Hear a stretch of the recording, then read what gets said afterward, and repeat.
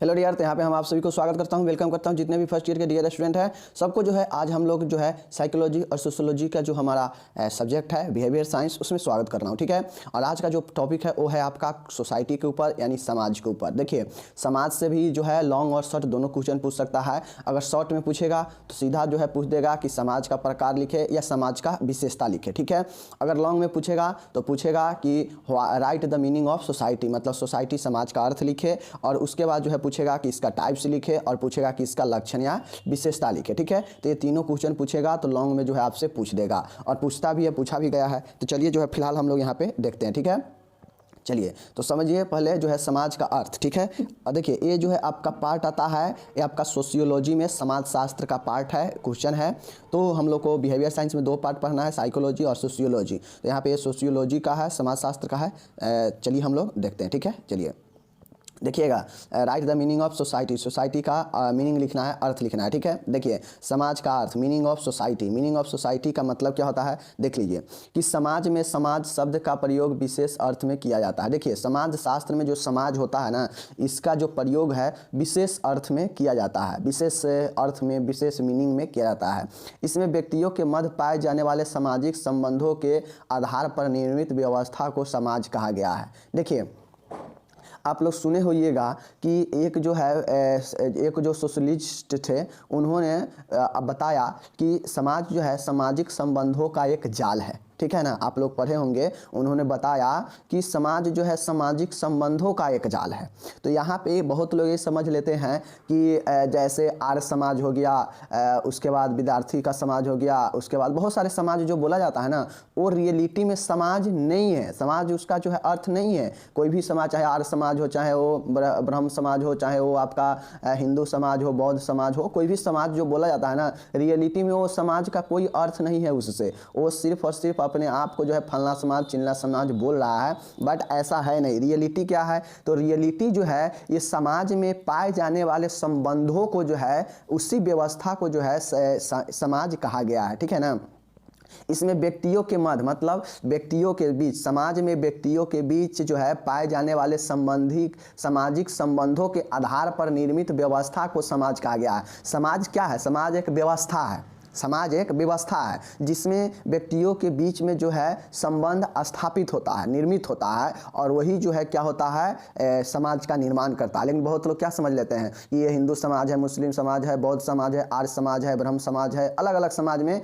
विद्यार्थी समाज है, अलग अलग चीज़ों को जो है उसको जो है कम्युनिटी के हिसाब से या जात के हिसाब से जो है उसको समाज में विभक्त कर देता है। बट ऐसा नहीं है। समाज जो है एक व्यक्तियों के बीच में जो है सामाजिक संबंधों के आधार पर निर्मित व्यवस्था है। समझ गए ना, मतलब किसके साथ कैसा जो है संबंध है, एक दूसरे के आदमियों के बीच में एक दूसरे के बीच जो संबंध निर्मित होता है, उसी के आधार पर जो है ये आपका समाज कहा गया है। समझ गए, चलिए देखिए अब नेक्स्ट यहाँ पे देखिएगा, नेक्स्ट देखिएगा कि व्यक्ति अपनी आवश्यकताओं के पूर्ति के लिए अन्य व्यक्तियों के साथ अंतःक्रिया करते हैं और सामाजिक संबंध स्थापित करते हैं। अब चूंकि हम लोग जानते हैं कि जो व्यक्ति होता है अपने चीज़ों को पूर्ति करने के लिए, अपने आवश्यकताओं को पूर्ति करने के लिए वह एक दूसरे के साथ मिलकर काम करते हैं, अंतःक्रिया करते हैं। ठीक है ना, जैसे सेक्सुअल डिजायर होता है तो उसके लिए लोग क्या करते हैं, शादी करते हैं, शादी करते हैं ना। तो शादी करने के बाद जो है अपने गृहस्थ जीवन को शुरू करते हैं, जहाँ पे जो है क्या होता है कि संतानोत्पत्ति होता है, सेक्सुअल जो डिजायर होता है, यौन इच्छा, उसका पूर्ति होता है, और सारे प्यार का, ये सब इमोशन का, ये सब क्या होता है, आदमी को पूर्ति होता है। समझ गए ना, तो यही जो है आपका होता है क्या चीज़, कि व्यक्ति जो होता है अपने पूर्ति के लिए अन्य व्यक्तियों के साथ जो अंतःक्रिया करते हैं और सामाजिक संबंध स्थापित करते हैं। समझ गए, ये चीज़ें हैं। ये लोग विभिन्न प्रकार के संबंधों के आधार पर एक दूसरे के साथ व्यवहार करते हैं, साथ ही क्रियाएं और प्रतिक्रियाएं भी। देखिए ये लोग विभिन्न प्रकार के संबंधों के आधार पर, जैसे पति पत्नी हो गया तो पति पत्नी में रिश्ता क्या हो गया, संबंध क्या हो गया, पति और पत्नी का। तो इन दोनों के बीच में जो है रिश्ता के हिसाब से कौन कौन से कामें होगा, तो पति और पत्नी के बीच में जो है जानते हैं प्यार मोहब्बत ये सब की बातें होता है, घर चलाने की बातें होता है। साथ ही पति पत्नी के बीच में ही जो है लोग शादी करके जो है अपनी यौन क्रियाओं को, यौन इच्छाओं को पूर्ति करते हैं। तो ये दूसरे के बीच तो संबंध है, पति पत्नी के अलावा तो किसी और के साथ नहीं ना यौन क्रिया करेगा। तो यही चीज़ें हैं कि संबंधों के आधार पर एक दूसरे के व्यवहार करते हैं और क्रियाएं और प्रतिक्रियाएं भी करते हैं। जिसके साथ जैसा संबंध है, माता पिता के अगर पिता पुत्र का संबंध बताया जाए तो पिता का पुत्र का काम है कि पिता का आज्ञा का पालन करना, पिता का सेवा करना, पिता को जो है हर एक संभव जो है मदद करना, ठीक है। उसी प्रकार से पत्नी का भी काम है और पति और पत्नी के बीच जो संबंध है उसके अनुसार जो काम प्रतिक्रियाएं क्रियाएं होगा उस संबंधों के अनुसार यहाँ पे होता है। समझ गए।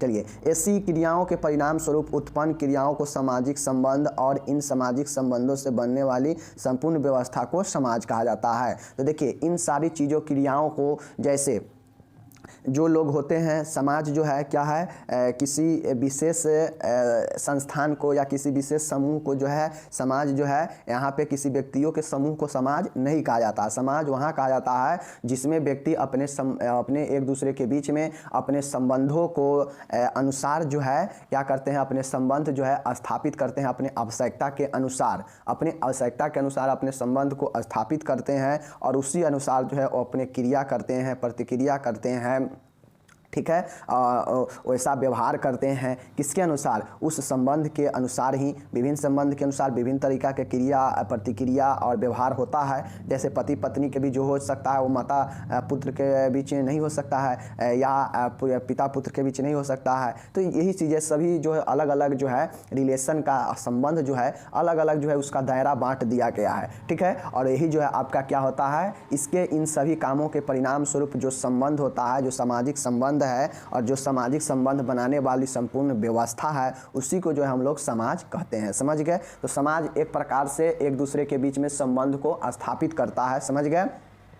स्थापित कैसे करता है? तो ये संबंध स्थापित करता है विभिन्न जो है संबंधों के आधार पर। व्यक्ति को जैसा आवश्यकता रहता है उस प्रकार से संबंध स्थापित होता है और जो है उसी प्रकार से संबंध के अनुसार ही विभिन्न क्रियाओं को, विभिन्न प्रतिक्रियाओं को, विभिन्न व्यवहारों को उस संबंध के अनुसार ही किए होता है और जिसके परिणाम स्वरूप जो एक सामाजिक संबंध बनता है और जो उससे उत्पन्न होने वाला सामाजिक संबंध है, इन सारे व्यवस्था को ही जो है समाज कहा जाता है। समझ गए समाज के बारे में।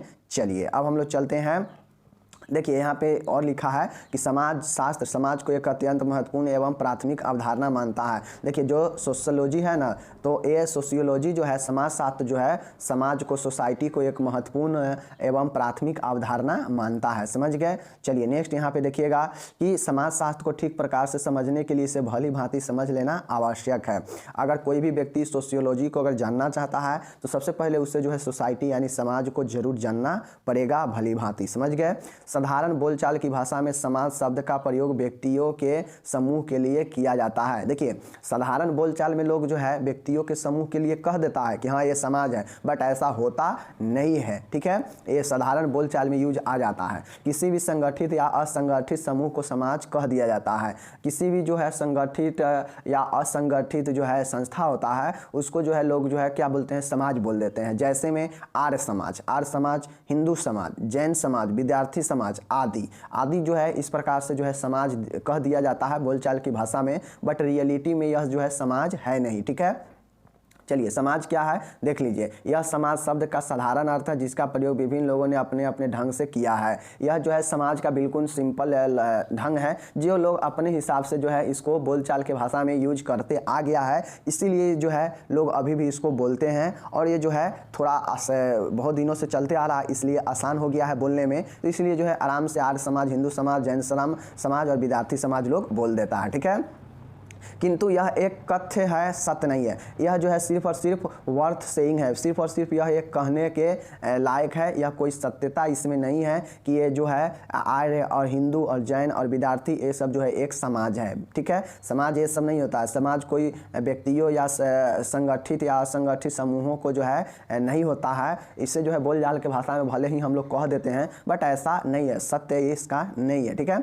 सत्य तथ्य यह है कि समाज शास्त्र में व्यक्तियों को समूह को समाज समाज नहीं माना जाता है। देखिए सत्य बात, फैक्ट बात ये है कि जो सोशियोलॉजी है यहाँ पे जो व्यक्ति होता है उसके समूह को जो है समाज नहीं कहा जाता है, उसके ग्रुप को जो है समाज नहीं कहा जाता। समाज किसे कहा जाता है? तो सामाजिक संबंधों के जाल या ताने बाने को ही जो है समाज कहा जाता है। देखिए सामाजिक जो संबंध होता है, एक दूसरे से जो रिलेशन होता है, और वही जो रिलेशन को जो है क्या कहा जाता है? समाज कहा जाता है। समझ गए? चलिए अब हम लोग यहाँ पे देखेंगे कि समाज को परिभाषित कीजिए और समाज के परिभाषा लिखिए। ठीक है, देखिए तो समाज की परिभाषा क्या है? समाज को तो आप लोग समझ गए ना कि समाज जो है व्यक्तियों के कोई संगठित या गैर संगठित संस्थाओं को जो है या व्यक्ति के समूह को जो है समाज नहीं कहा जाता है। समाज जो है व्यक्तियों के मध्य जो है संबंधों को स्थापित करने वाला एक जो है समाज कहा गया है। यहाँ पे व्यक्ति अपने विभिन्न आवश्यकता के अनुसार जो है अपने संबंध जो है स्थापित होता है और उसी अनुसार जो है वो अपनी कामों को, क्रियाओं को, अपने व्यवहारों को संबंधों के अनुसार करते हैं। और इसके अनुसार जो है इसके तदुपरांत जो है जो संबंध स्थापित होता है संबंधों के आधार पर, यही जो है आपका क्या कहलाता है? समाज कहलाता है। समझ गए? समाज के बारे में समझ गए? चलिए अब इसका परिभाषा और इसका जो है समाज के प्रकार देखना है। ठीक है, define the society and write down types of society. समाज की परिभाषा है, डिफिनीशन ऑफ सोसाइटी। चलिए देख लेते हैं। देखिए अब यहाँ पे आप सभी से ऑब्जेक्टिव के तौर पर ये पूछा गया था यूपी में कि मैकावे और पेज के अनुसार जो है समाज जो है सामाजिक डैश का एक जाल है। किसका जाल है? तो समाज जो है सामाजिक संबंधों का एक जाल है। समझ गए ना? यह जो है संबंध का ही एक जाल होता है, यह कोई जो है व्यक्तिगत समूह नहीं होता है समाज। समझ गए? चलिए ये तो मैकावेयर हो गया, ध्यान रखिएगा। इसके बाद है कि अगस्ट कास्टे के अनुसार समाज एक अत्यधिक जटिल संरचना है। देखिए अब एक जो सोशियोलॉजिस्ट जो थे, ठीक है, इन्होंने कहा कि अगस्ट काम्टे जो है अकॉर्डिंग टू अगस्ट काम्टे, ठीक है, समाज एक जो है अत्यधिक जटिल संरचना है। ठीक है, किसके अनुसार? अगस्ट काम्टे के अनुसार, तो याद रखिएगा। ठीक है, चलिए अब हम लोग चलते हैं यहाँ पे समाज के प्रकार और वर्ग, टाइप्स ऑफ सोसाइटी। समाज के कितने जो है प्रकार है, कितने वर्ग है? ठीक है, चलिए देखते हैं। देखिए विभिन्न समाज शास्त्रियों ने विभिन्न आधारों पर सामाजिक समूहों को वर्गीकरण किया है, जिनमें से कुछ आधार पर किए गए प्रकार निम्न हैं। देखिए समाज को जो है विभिन्न समाज शास्त्री ने अपने अनुसार अलग अलग जो है, विभिन्न समाज शास्त्री जो है अपने अनुसार से जो है अलग अलग जो है क्या किए, अपने हिसाब से वो अलग अलग जो है वर्गीकरण उन्होंने समाज का किया। ठीक है, उन्होंने अलग अलग जो है समाज का वर्गीकरण अपने हिसाब से किया। ठीक है, बट इनमें से कुछ जो है आधार पर किए गए जो निम्न है। ठीक है, तो चलिए हम लोग जो है देखते हैं। पहला है सदस्यों की संख्या के आधार पर। समझ गए? सदस्यों की संख्या के आधार पर, on the number of member basis, मतलब जो किस समूह के जो है मतलब समूह में सदस्यों की संख्या कितना है। ठीक है, तो इसको यहाँ पे देखना है कि सदस्यों की संख्या के आधार पर on the number of member basis, सदस्यों की संख्या के आधार पर पहला वर्गीकरण किया गया, बांटा गया। ठीक है, इसमें जो है होता है आपका छोटे समूह, बड़े समूह, दो समूह होता है। चूँकि यह जो है मेंबर के हिसाब से है, तो जो भी चीज़ मेंबर होता है वह मेंबर मिल के एक समूह का निर्माण करता है। ठीक है, तो पहला है छोटे समूह, स्मॉल ग्रुप। देखिएगा छोटे समूह में अंतःक्रिया अधिक व्यवस्थित होती है तथा छोटे समूह के माध्यम से ही समाज में व्यक्तियों के संबंध में विश्वसनीय जानकारी मिलती है। छोटे समूह के महत्व को स्वीकार करते हुए होमन्स ने कहा कि छोटे समूह आरंभ से ही समाज के आधार रहे हैं।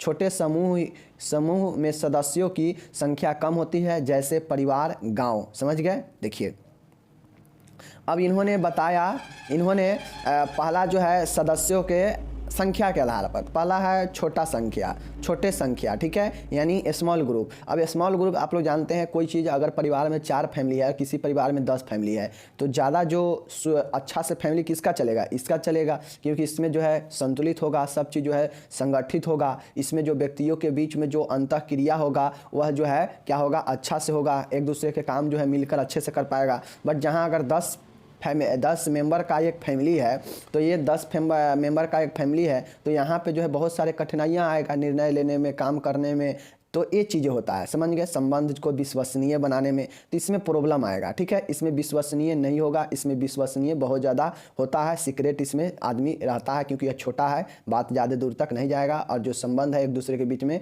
ज़्यादा जो है विश्वसनीय होता है, समझ गए। चलिए, तो छोटे ग्रुप समझ गए कि छोटे ग्रुप छोटे समूह में अंतःक्रिया अधिक व्यवस्थित होती है, ठीक है। यह व्यवस्थित होता है एकदम, अंतःक्रिया जो भी होता है और मतलब अंदर होने वाला जो काम होता है अत्यधिक व्यवस्थित होता है छोटे समूह में। छोटे समूह के माध्यम से ही समाज में व्यक्तियों के संबंध में विश्वसनीय जानकारी मिलती है, मतलब विश्वासपूर्ण जो जानकारी है, जो डाटा है वो छोटे समूह से ही इकट्ठा हो पाता है सही से, विश्वसनीयपूर्ण, ठीक है। छोटे समूह के महत्व को स्वीकार करते हुए होमन्स ने कहा कि छोटे समूह आरंभ से ही समाज के आधार रहे हैं। अब छोटे समूह के जो विश्वसनीय हैं, इसको महत्व को देखते हुए होमन्स ने कहा कि छोटे समूह आरंभ से ही मतलब स्टार्टिंग से ही समाज के बेस रहे हैं, आधार रहे हैं, ठीक है। छोटे समूह की सदस्यों की जो संख्या होती है वो बहुत कम होती है, जैसे परिवार और गांव। परिवार में कितना लोग रहते हैं, परिवार में जो है 5-10, ठीक है, इतना ही लोग न रहते हैं। गांव में कितना लोग रहता है, गांव में जो है 4000-5000 लोग रहता है बस,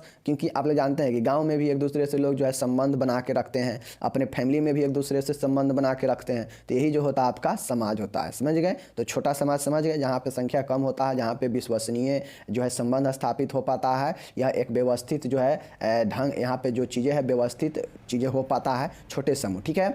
अब हम लोग चलते हैं बड़े समूह, लार्ज ग्रुप में, ठीक है। ये सब क्या है, समूहों के सदस्यों के समूहों में सदस्यों की संख्या के आधार पर, ठीक है, ये संख्या के आधार पर है, बड़े और छोटे, ठीक है।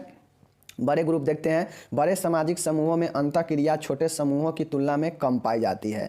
बड़े समूहों में सदस्यों की संख्या अधिक होता है, जैसे प्रांत और राष्ट्र, ठीक है। जैसे क्या हो गया, प्रांत हो गया, राष्ट्र हो गया। जैसे कोई एमपी से है तो एमपी उसका प्रांत हो जाएगा, कोई अगर झारखंड से है, झारखंड, यूपी से है तो यूपी, और सबके बड़ा क्या है, एक राष्ट्र है। तो ये आपका ये सब क्या हो जाता है, बिग समूह हो जाता है, जहाँ पे जो है पूरे लेवल पर काम होता है, जैसे एक स्टेट लेवल पर, उसके बाद हो जाएगा राष्ट्र, नेशनल लेवल पर। तो ये सब जो है बड़े ग्रुप का एग्जाम्पल हो जाता है। छोटे ग्रुप का बात किया जाए तो ये होता है, छोटे ग्रुप होता है गांव, परिवार, समझ गए। तो ये चीज़ें यहाँ से ग्रुप भी यहाँ से आपको समझ में आ रहा होगा, ठीक है। चलिए, बड़े सामाजिक समूहों में अंतःक्रिया छोटे समूहों की तुलना में कम पाई जाती है। अब ऊपर हम जो लार्ज वाला स्मॉल वाला देखे हैं, वहाँ पे जो अंतःक्रिया था ज़्यादा व्यवस्थित था, ठीक है। बट यह बड़ा सामाजिक समूह है, इसलिए जो अंतःक्रिया है छोटे समूहों की तुलना में कम होगा, ठीक है ना, ये व्यवस्थित नहीं होगा, समझ गए। बड़े समूहों की सदस्यों की संख्या अधिक होती है, वहाँ छोटा था इसलिए कम था, इसलिए ज़्यादा व्यवस्थित था, ज़्यादा विश्वसनीय संबंध था। बट यहाँ पे कम विश्वसनीय होगा और जो अंतःक्रिया होगा कम होगा। जैसे देखिए प्रांत और राष्ट्र, वहाँ पे जैसे में क्या था, गांव था, फैमिली था, और आप लोग जानते हैं कि एक गांव में एक फैमिली में बहुत छोटा होता है, या ज़्यादा विश्वसनीय होगा, एक दूसरे से यहाँ ज़्यादा संबंध घनिष्ठता रहता है, ठीक है। तो ये चीज़ें आप लोग समझ गए सदस्यों की संख्या के आधार पर। चलिए, अब हम लोग दूसरा देखते हैं, अस्थायित्व के आधार पर, on the basis of stability, मतलब कौन कितना जो है अस्थाई है, ठीक है। तो एक है आपका स्थिर समूह, परमानेंट ग्रुप, एक है टेम्पोररी ग्रुप, और एक है आपका क्या चीज़, यही दो ग्रुप है अस्थाई के आधार पर। पहला जो संख्या के आधार पर था वो था 2 बड़े और छोटे समूह। अब अस्थाई के आधार पर है, बेसिस ऑफ स्टेबिलिटी, तो यहाँ पे 2 है, एक परमानेंट ग्रुप और एक है टेम्पोररी ग्रुप। परमानेंट मतलब स्थिर ग्रुप, अस्थाई समूह, और अस्थिर मतलब अस्थाई समूह मतलब टेम्पोररी ग्रुप, ठीक है, याद रखिएगा। देखिए, स्थिर समूह, कुछ समूह सार्वभौमिक प्रकृति के होते हैं, ठीक है, जिनकी हर समय आवश्यकता नहीं रहती है, जैसे परिवार, नातेदारी, शिक्षण संस्थान आदि। ऐसे समूह अस्थाई स्थिर समूह की श्रेणी में आते हैं। देखिए समूह छोटा हो या बड़ा हो, समूह होता है। एक परिवार भी समूह है, एक कोचिंग भी समूह होता है, जहाँ पे जो है 150 बच्चे पढ़ते हैं समूह में, ठीक है। तो समूह जो है छोटा बड़ा कुछ भी हो सकता है, बट जो समाज है, समाज कहता है कि उस समूह में संबंध के आधार पर होता है, ना कि उस समूह को डायरेक्टली जो है हम समाज बोल देंगे, व्यक्तियों के समूह को समाज बोल देंगे। समाज समूह तो होगा ही होगा, बट उसके अंदर जो है उसके संबंध के आधार पर उसके जो भी अंतःक्रिया होगा, जो भी संबंध होगा, उन सब के बीच में वही जो है क्या होगा, एक अच्छे समाज का निर्माण कर सकता है, और वही समाज जो है कहलाता भी है, समझ गए ना, यही चीज़ें हैं।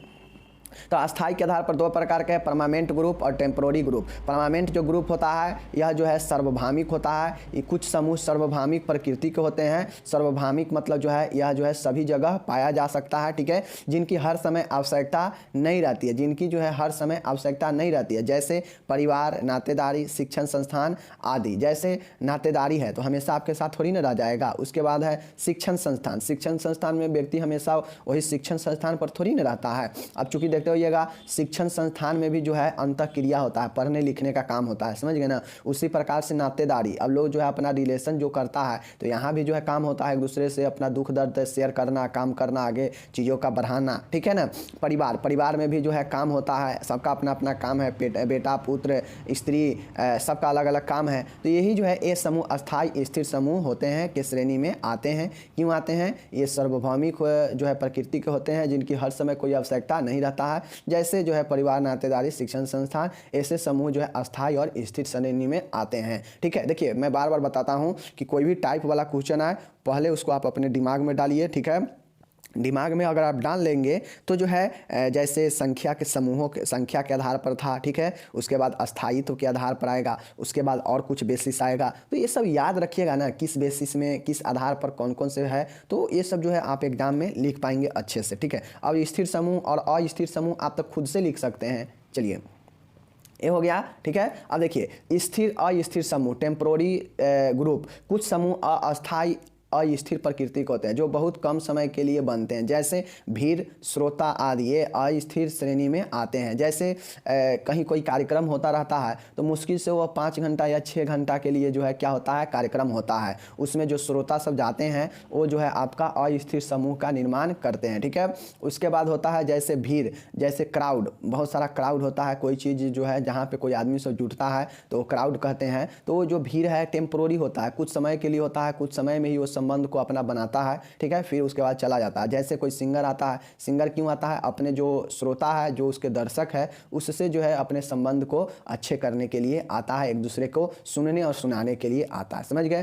तो ये आपका स्थिर समूह होता है। अस्थिर होता है या अस्थाई और अस्थिर प्रकृति का होता है, यह बहुत कम समय के लिए बनता है, जैसे भीड़, श्रोता, ये अस्थिर श्रेणी में आते हैं। स्थिर श्रेणी में कौन आता है, तो ये सब आता है आपका अस्थिर श्रेणी में जो आता है परिवार, नातेदारी, शिक्षण संस्थान आदि, जो हर समय आवश्यकता नहीं होती है, ठीक है, एनी टाइम आवश्यकता नहीं होती है, बट ये जो होता है एक कुछ ही देर के लिए बनता है, समझ गए। दोनों अस्थिर और स्थिर समूह समझ गए, जो कि आपका था अस्थायित्व, स्टेबिलिटी के आधार पर, समझ गए। चलिए तीसरा आपका है यहाँ पे हम की भावना के आधार पर, on the basis of we feeling. अब देखिए हम की भावना हम पहले भी बता चुके हैं कि हम की भावना का मतलब है कि हम जिसके अंदर रहता है ना वो सब एक दूसरे से मिल के काम करता है, अपने साथ साथ दूसरे को भी जो है चीज़ों को ख्याल रखता है। बट जिसके अंदर मैं की भावना आ जाता है तो वही जो है मैं की जो भावना होता है वो आदमी के अंदर जो है क्या करता है, घमंडी बना देता है, समझ गए। तो आई मी का भावना नहीं होना चाहिए,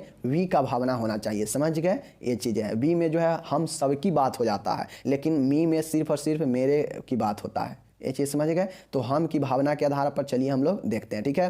पहला है अंतः समूह इन ग्रुप और एक है आउट ग्रुप, समझ गए। देखिए अंतः समूह को हम समूह भी कहते हैं, समझ गए। अंतः समूह के सदस्यों में हम की भावना तथा एकता पाई जाती है। एक अंतः समूह के सदस्य व्यवहार के समान नियमों का पालन करते हैं। अंतः समूह के सदस्यों में अपने समूह को श्रेष्ठ तथा दूसरे समूह को हीन समझने की भावना पाई जाती है, ठीक है। अंतः समूह के सदस्यों के मध्य प्रेम, सहानुभूति, सहयोग आदि की भावना विद्यमान होती है। मैंने पहले ही बता दिया कि वी फीलिंग के आधार पर, हम की भावना के आधार पर दो प्रकार है, अंतः समूह और बाह्य समूह। जो अंतः समूह होता है इसमें जो अपने समूह के अंदर होता है, समझ गए ना। अंतः समूह में हम समूह भी कहते हैं, अंतः जो समूह होता है उसे हम समूह भी कहते हैं, इस बात ध्यान में रखिएगा। अंतः समूह में जो सदस्य होते हैं, समूह है तो सदस्य होगा ही होगा, ठीक है। तो ये जो सदस्य होता है, ये जो आपका समूह होता है, इसमें हम की भावना पाया जाता है। और इसमें हम पहले ही बता दिए कि जहाँ भी हम आता है वहाँ पे एकता का भावना होता है, एकता का परिचय होता है। क्योंकि जो हम वर्ड होता है, बी जो होता है, बी जो है आपका सभी को एक साथ मिला के चलने के लिए ये कार्य करता है। और जिसके अंदर ये बी फीलिंग होता है, बी की भावना होता है, वह एक दूसरे के बारे में प्रेम भावना, प्यार के बारे में सोचते हैं, एक दूसरे के समूहों को जो है अपने समूह को श्रेष्ठ दिखाते हैं, सबके बारे में एकता प्रेम भावना की विचार रखते हैं और यही जो है अपने व्यवहारों के अंतर्गत जो है वो अपने नियमों का पालन करते हैं। तो ये है अंतः समूह। अंतः समूह एक आइडियोलॉजी होता है, समझ गए, एक आदर्शवादी होता है, इसीलिए अंतः समूह को हम समूह भी कहते हैं। ठीक है, समझ गए। चलिए नेक्स्ट यहाँ पे देखिएगा कि बाह्य समूह होता है आउट ग्रुप। आउट ग्रुप है कि इन ग्रुप था, आउट ग्रुप है। बाह्य समूह को वे समूह भी कहते हैं। बाह्य समूह को क्या कहते हैं? वे समूह। और अंतः समूह को हम समूह। ठीक है, चलिए देखिए यहाँ पे एच हो गया। यह उन व्यक्तियों से मिलकर बनते हैं जो औपचारिक रूप से संगठित हो या न हो, लेकिन उनके प्रति हम समूह अंतः समूह उदासीनता द्वेष घृणा प्रतिस्पर्धा तथा संघर्ष का भाव रखते हैं। ब्रह्मा समूह किसी भी अंतः समूह का विरोधी समूह होता है। ठीक है, देखिए जो आउट ग्रुप होता है वो इन ग्रुप वाले का विरोधी होता है। ठीक है, जो इन ग्रुप वाले होते हैं वो आउट ग्रुप वाले से जो है क्या करते हैं? उदासीनता द्वेष घृणा प्रतिस्पर्धा तथा संघर्ष का भाव रखते हैं। ठीक है ना। देखिए ये जो समूह होता है लेकिन उनके प्रति हम समूह उदासीनता देश घृणा प्रतिस्पर्धा तथा संघर्ष का भाव रखते हैं। देखिए जो बाह्य समूह था वह, जो अंतर समूह था वो अपने समूह में प्रेम भाव ये सब का जो है एकता का बात करता है अपने समूह में। ठीक है, बट जो उसका जैसे एक टीम हो गया, एक टीम ए है एक टीम ए है। ठीक है, ये हो गया आपका अंतर समूह वाला, ये हो गया बाह्य समूह वाला। इसमें अंतर समूह में जितना आदमी होगा ये अपने एक दूसरे में मिलजुल कर प्रेम से रहेगा। ठीक है, एकता से रहेगा। ठीक है, बट ये जो बाह्य समूह वाला है इसके दोनों को बीच में नहीं बनेगा। ये जो अंतर समूह वाला है इस बाह्य समूह वाला से क्या करेगा? उदासीनता द्वेष घृणा प्रतिस्पर्धा तथा संघर्ष का भाव रखेगा अंतः समूह वाला बाह्य समूह से। ठीक है, समझ गए। यह एक औपचारिक संगठित हो या न हो, लेकिन इसके प्रति जो हम समूह वाला होता है ये सब बनाकर रखता है और इसीलिए अंतः समूह का विरोधी समूह होता है। इसलिए जो बाह्य समूह होता है वह अंतः समूह के विरोधी समूह होता है। समझ गए। चलिए नेक्स्ट देखिए यहाँ पे कार्यात्मक आधार पर। देखिए अभी तक हम लोग क्या पढ़े हैं? संख्या के आधार पर, अस्थायित्व के आधार पर, उसके बाद हम लोग पढ़े हैं क्या चीज़ के आधार पर, उसके बाद जो है हम लोग क्या पढ़ रहे हैं? मतलब हम बताते हैं यहाँ पे हम पढ़ रहे हैं हम की भावना के आधार पर। ठीक है, अब हम लोग पढ़ रहे हैं क्या चीज़ के आधार पर? अब हम लोग पढ़ रहे हैं कार्यात्मक आधार पर। ठीक है, ऑन द फंक्शनल बेसिस। व्यक्तियों की विभिन्न आवश्यकताओं के पूर्ति हेतु विभिन्न प्रकार के समूह बन जाते हैं। ठीक है, व्यक्ति अपनी शैक्षणिक व्यावसायिक राजनीतिक बौद्धिक धार्मिक एवं आध्यात्मिक मनोरंजनात्मक आवश्यकताओं की पूर्ति इसी आधार पर बने समूहों से माध्यम से करते हैं। देखिए एक है कार्यात्मक आधार पर। कार्यात्मक आधार का मतलब होता है कि कार्यों के आधार पर जो आदमी अपने कार्यों के पूर्ति के लिए जिस आधार पर जो समूह से जो है अपने कार्यों को पूर्ति करता है वो जो होता है कार्यात्मक आधार पर। समझ गए। जैसे शैक्षणिक प्राप्ति, व्यवसायिक प्राप्ति, राजनीतिक प्राप्ति, बौद्धिक प्राप्ति, ठीक है, धार्मिक प्राप्ति, आध्यात्मिक प्राप्ति, मनोरंजन की आवश्यकता, ये सब लोग कहीं ना कहीं से जो है प्राप्त करता है और जहाँ से भी ये प्राप्त करता है तो वो हो जाता है आपका क्या चीज़? Functional, on the basis of functional group. समझ गए। चलिए अब यहाँ पे लास्ट वाला हम लोग देखते हैं सामाजिक संबंधों के आधार पर। ठीक है, सामाजिक संबंधों के आधार पर, basis of the social relationship. देखिए सामाजिक समूहों के प्रकार या वर्ग का यह सबसे जो है सर्व महत्वपूर्ण आधार है। सामाजिक संबंधों की गहनता के आधार पर समूहों को दो वर्गों में बांटा गया। अब देखिए हम यहाँ पे पढ़ रहे हैं समाज को प्रकार के हम लोग विभाजित कर रहे हैं। ठीक है, तो जो पांचवा प्रकार है बहुत इंपॉर्टेंट है। यहाँ से अगर आपसे समाज का भी क्वेश्चन पूछेगा, सॉरी ये तो समाज पढ़ ही रहे हैं, अगर समूह का क्वेश्चन पूछेगा तो समूह का क्वेश्चन जो है आपका यही 5वां नंबर है कि पूछेगा कि समूह क्या होता है, समूह कितने प्रकार का होता है, तो आप जो है समूह यहाँ से लिख देंगे। ठीक है, तो 5वां नंबर ये इंपॉर्टेंट है, देखिएगा यहाँ से आपका समूह ग्रुप भी क्लियर होगा क्योंकि आपसे पूछता है प्राथमिक समूह और द्वितीयक समूह के बारे में बताइए या अंतर बताइए, तो आप यहाँ से जो है लिख सकते हैं। ठीक है, तो एक ग्रुप का भी क्लियर हो जाएगा यहाँ से, प्राइमरी और सेकेंडरी का। ठीक है, ध्यान से देखिए। जैसे देखिए सामाजिक संबंधों के आधार पर, on the basis of social relationship. समझ गए। सामाजिक समूहों के प्रकार वर्ग यह सबसे महत्वपूर्ण आधार है। सामाजिक संबंधों की गहनताओं की आधार पर समूह को दो वर्गों में बांटा गया। अब चूंकि हम लोग पहले पढ़े हैं कि समाज जो है क्या है, संबंधों का निर्माण करता है। ठीक है ना, एक दूसरे के बीच में व्यक्ति जो है संबंध स्थापित करते हैं अपने अंतःक्रिया के लिए आवश्यकता के अनुसार, जैसा जिसका आवश्यकता है वैसा संबंध स्थापित बनता है, संबंध बनता है और अंतःक्रिया करते हैं। समझ गए ना।